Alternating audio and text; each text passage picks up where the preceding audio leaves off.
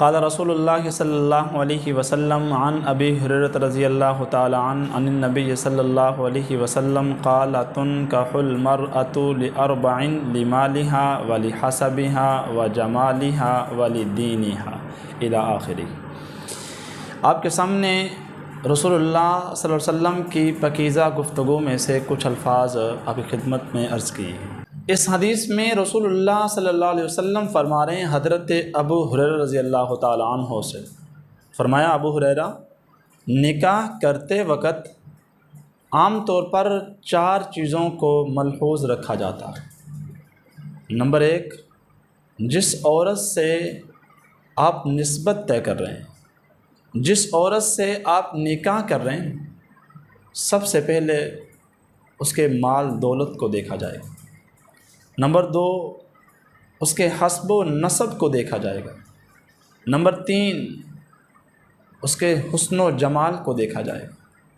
اور نمبر 4 پہ فرمایا کہ اس کے دیندار ہونے کو دیکھا جائے گا۔ آگے فرمایا کہ اے ابو ہریرہ تیرے ہاتھ خاک آلود ہوں، تو دیندار عورت سے شادی کر کے کامیابی حاصل کر۔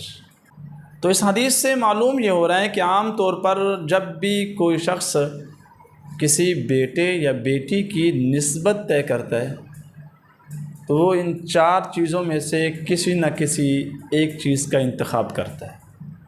یا تو وہ انتخاب کرے گا مال کو، اس کے پاس پراپرٹی کتنی ہے، اس کے پاس بینک بیلنس کتنا ہے، اس کے پاس جائیداد کتنی ہے۔ اگر ٹھیک ٹھاک مالدار ہے تو وہ صرف مال کو ترجیح دے کر بیٹے یا بیٹی کی نسبت طے کر دے گا۔ اور بعض حضرات حسب و نسب کو دیکھ کر ترجیح دیتے ہیں۔ حسب و نسب بہت بڑا خاندان ہو، خاندان کا اس قبیلے میں، اس گاؤں یا شہر میں ان کا ایک نام ہو، بس خاندان کا نام بڑا ہے تو اس کو دیکھ کر نسبت طے کی جاتی ہے۔ نمبر 3 پہ کچھ لوگوں کی یہ خواہش ہوتی ہے کہ میری بیوی حسینہ جمیل عورت بنے، میرے خاندان میں بیٹھی ہو تو سب سے خوبصورت یہ میری بیوی ہو۔ خوبصورت عورت کو ترجیح دیتے ہیں۔ اور نمبر 4 پہ کچھ لوگ یہ چاہتے ہیں بس نیک عورت ہو۔ ہمارا مذہب ہمیں کس چیز کی طرف رہنمائی کرتا ہے؟ مال کی طرف، حسب و نسب کی طرف، یا عورت کی خوبصورتی کی طرف؟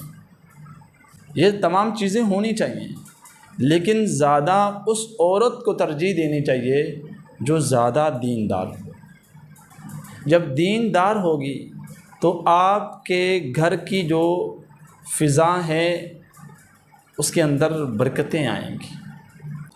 اگر کچھ عورتیں ہیں وہ نماز پڑھتی ہیں لیکن نماز مکمل نہیں آتی، پاکی ناپاکی کی مکمل احتیاط کرتی ہیں، لیکن انہیں طریقہ نہیں پتہ، لیکن وہ سنت کے مطابق غسل بھی نہیں کرنا جانتی، تو ان عورتوں کو بھی اس سے رہنمائی ملے گی۔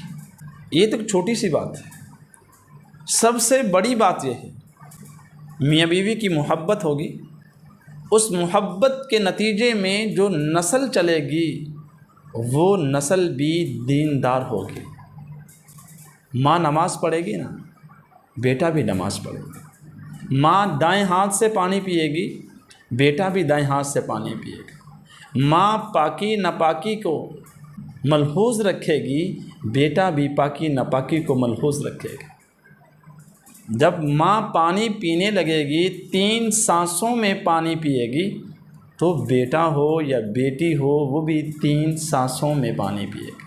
الغرض یہ ہے کہ اگر ماں دیندار ہیں تو وہ شریعت کو دیکھ کر اپنی زندگی گزارے گی، تو اس کی جو اولاد ہوگی، اس بچے کی جو نسل ہوگی، وہ بھی جو زندگی گزارے گی وہ اپنی ماں کو دیکھ کر دین کے مطابق زندگی گزارے گی۔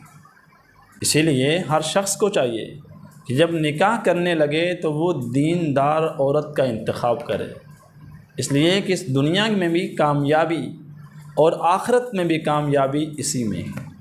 تو نکاح کے وقت عام طور پر ان 4 چیزوں کو دیکھا جاتا ہے۔ ہمارا مذہب جو کہتا ہے وہ دیندار عورت کو دیکھ کر اس سے نسبت ہمیں قائم کر دینی چاہیے۔ وما علینا الا